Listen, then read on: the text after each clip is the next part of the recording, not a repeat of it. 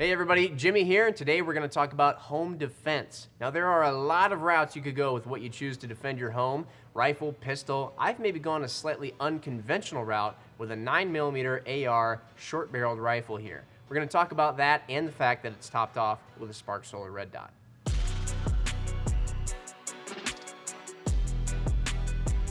Now, some of you may be wondering, if I'm going to go the rifle route, why not just go with the old tried and true 223-5.56 setup? I don't know. I guess I just like to be different. This is a bit of a Franken gun. I did build it. It's based on a dedicated 9mm lower. In this case, a lot of 9mm ARs you might see take Glock mags. I actually chose the route of using the type that takes these Colt 9mm AR mags.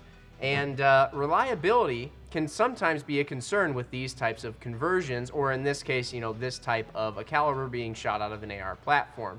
Luckily, I've gone through and I've really worked out any of the initial bugs. One of the biggest things that I found helps with reliability in a setup like this was when I switched over to a JP silent captured spring in the buffer tube here, which is a dedicated 9mm setup. I haven't had any issues with feeding or function after I did that. Now that might raise another question: why go through all that trouble to get a well-functioning rifle just to shoot 9mm in this case? Well, I feel like with modern day 9mm ammunition, you're getting great performance when it comes to defensive scenarios, and then ammo availability is really excellent as far as just finding ammo to shoot on the range, plinking, training, whatever that might be. Now, before we get into that optic on top, let's talk about a few of these bells and whistles that are out front on this firearm.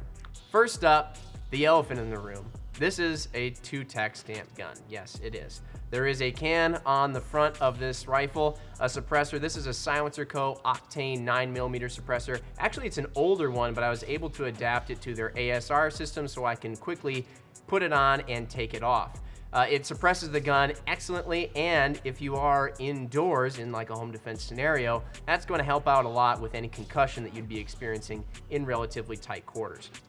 Then, of course, we have the flashlight over here. Highly recommended that if you are having something that you use for home defense scenarios, that you have a light. If that's a pistol, then having a handheld light is great, but being that this is basically a two-handed firearm to work, it's nice having it mounted to the firearm itself, and then I have the switch right up top that's easy to get to. Now for the real reason we're here. Of course, you're all gun nuts, so you're probably here for the gun. But let's talk about the optic real quick. SPARC Solar red dot. I really like this red dot. It is a very simple, intuitive, easy to use red dot, but with the solar panel on top and already, even without the solar panel, phenomenal battery life, it's good knowing that this is an optic I can turn on, leave on, and not have to worry about. Now, officially speaking, we list this as a 150,000 hour battery life. I will say that honestly, at some point, the battery's chemistry and physics and stuff like that will start to become the limiting factor and not the optic itself. If this is a defensive firearm for you, I would not recommend testing that limit. Maybe put yourself on some sort of a battery changing schedule. I like to change my battery at least twice a year. They're relatively inexpensive, and making sure that your red dot is always on and functioning properly and that you're not gonna have it die or have an issue right at that 9th hour is very important. So go ahead and do something like that. It's really not that difficult. So there you have it, everybody. That's a rundown of my 9mm AR.